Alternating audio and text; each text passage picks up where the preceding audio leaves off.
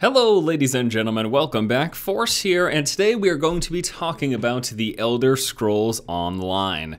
Now I don't have any breaking news for you guys, and I'm not going to be talking about anything that you probably don't already know. I just wanted to talk about the general feeling of people, myself included, about this game. Now, really where we stand right now, it's been a little bit of a while since this game has been in the headlines. I think the last time you really heard much about The Elder Scrolls Online was probably during that QuakeCon presentation, in which there was quite a mixed bag of perception. Some people thought, hey, this looks pretty good, and some people said, I'm no.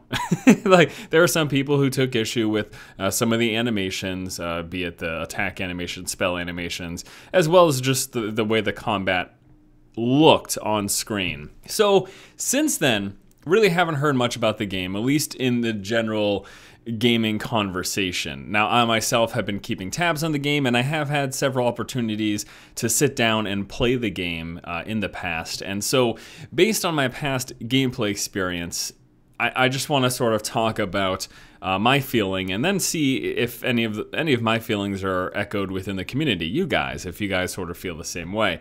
So I understand the general disappointment, I guess, with some of the gameplay footage that has been shown, but overall, here's a couple of things that I'd like to just touch on, and a few of the reasons why I'm really still quite excited about the game. First and foremost, the visuals.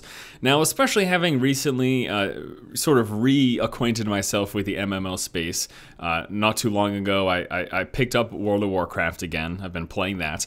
I also played a bit of Final Fantasy XIV, A Realm Reborn. I spent some time, I'd say about a month or 2 months ago with Guild Wars 2. I also spent a bunch of time with the game Terra and Aeon. I mean, there's a few MMOs that recently I've played, and the way this world is crafted, I think especially some of the outdoor environments in The Elder Scrolls Online, is quite striking. Not only is it very, very reminiscent of prior Elder Scrolls games, but it just plain old looks good. I mean, with the graphics cranked up, this is a pretty looking game.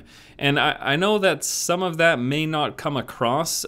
I think, unfortunately, maybe some of the scenarios they've shown, but there's specifically some bits of footage that I've seen, and even some screenshots that I've seen, that really highlight some of the beauty that this game has. So I think visually it does look quite good, given that this is an MMO, and with that in mind, you have to realize that graphics will be toned down compared to any potential single-player experience in an MMO. They've got to tone it down because they want to be able to run on a vast array of systems. That is simply how it works in the MMO space. So yeah, first and foremost, I think the game looks pretty. I think the second thing that I'm excited for, potentially, is just the fact that the gameplay is different from things that I've been playing recently. It's that combination of an action system, although there is still the tab-targeted hit detection, in essence, where you have to, as long as you're within a set if you're a melee character, as long as you're within a set proximity of the enemy, you're going to hit them with a melee strike, you know, barring any RNG from misses or anything like that, or blocks or parries or whatever. But if you're within a certain range, you're going to hit, and it's not necessarily exact physical melee range. So some people are upset about that because they want to be able to swing their sword, and if they miss, then it needs to be a miss. But no, it's really, as long as you're within a set amount of meters, if you will. That's typically the terminology used for MMOs. As long as you're within that set distance, you're going to hit, even if visually your character doesn't hit. So that does create some floatiness, and there's no question about that. But the fact that it's this combination between this the standard tap targeting and then a little bit of an action system, in the sense that there is dodging to avoid attacks, there is blocking to avoid attacks by holding the right mouse button, you're going to be blocking. There's also light and heavy attacks, and then you've got your normal skill bar with an array of skills. So that combination I have enjoyed when I've played the game, but I will say this. And this is not all going to be glowing praises. I always want to be honest with you guys. I will say it does feel a little bit simple. I will certainly admit to that. The combat system does feel a little bit simple, and I think that is solely a testament to the toned down number of skills that you have access to. Now, the cynical of heart could immediately go, well, this is because the game's going to be on consoles. And you know what? You might be right. You might be right. The fact that there is such a scaled down a number of skills that you can have access to in combat. Now, granted, you can switch out your skills at any time, and every single character will have access to all skills within the game, with the exception of the 3 skill lines tied to a specific class. But there are, I believe, over 20 skill lines that everyone in the game will have access to. So there's certainly a wide breadth of potential skills, but on your hotbar, you only have those 5 basic skills. And there is a secondary weapon slot, so I guess technically you can double that base number of skills because you can switch between 2 weapon sets and have a different skills allotted to each one of those. But even that number is really small compared to some MMOs. Let's just say it, compared directly to the World of Warcraft, where at any given time you can have access to, what's a basic class have access to, like 30 or 40 potential skills that are not passive? That's a lot. And while I could certainly understand the argument of someone saying, well, now you have to be strategic with the skills you pick, that was the argument for Diablo 3 as well, in having such a toned down number of skills that you'll have access to at any given time prior to engaging in combat.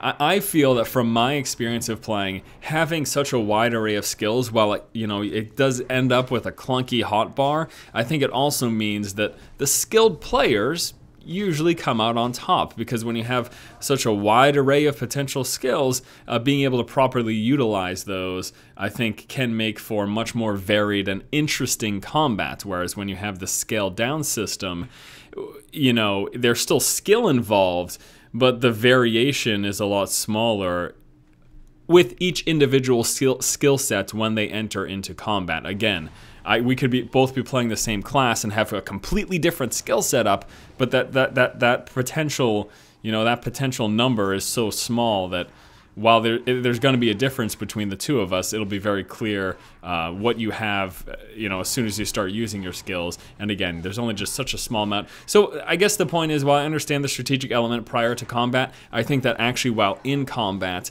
it is a little bit more simplistic, and some may say that leads to it being a little bit more boring. I don't know if I would say that I've been bored with combat in the Elder Scrolls Online from when I have played it, but it definitely does feel a little bit more simplistic, and we'll have to see how that holds out over the long haul. So yeah, I think those are the 2 big things I wanted to address: the combat within the game, as well as the visuals. And, just the general tone and the atmosphere, those things get me really excited. The simplistic combat is a little bit worrisome. The floatiness to the combat, in the sense that there isn't exact hit detect. Well, there is hit detection, but there isn't, completely fully physics-based sort of a system that I guess, you saw in Skyrim, for example. But, I still think the combat has been fun, and I love the way the game looks, and I love the atmosphere, and I am still very, very excited for this game. There are definitely causes for concern, and any concern that anyone has should be listened to, not only by the community, but by the developers, and, see what we can do to make this a great game. It's one of those upcoming MMOs that I'm still super stoked for, and even if you are off of the train when it comes to this game, I would say still keep an open mind. And, once this game eventually, I'm assuming, goes into open beta, give it a shot. At least give it a weekend. Spend some time with it. See if you like it. It's an MMO that I am looking forward to. And I guess that's really what I wanted to say. And that is pretty much going to do it here for this discussion video of the Elder Scrolls Online. I'm going to keep you guys updated as soon as we get big news. And primarily, I guess the biggest thing at this point is we're just, the game's been going through beta testing phases. Once that eventually, turns to, like, I guess a persistent one, I hope they do that, or if once they eventually lift the NDA, then we can really start diving into this game. Unfortunately, at the moment, there's just not a lot of public conversation going on, and there's not a lot of things that can be discussed. But once that becomes an option, I will be sure to provide you guys with some of that coverage, because, hey, ESO, hopefully, is going to be a big thing. Who knows? Thanks so much for watching, guys. Please be sure to comment in the comment section below. Let me know what you guys think about the Elder Scrolls Online, or about any of the points that I've discussed here today in this video. If you like the content, please subscribe, keep watching, and keep owning.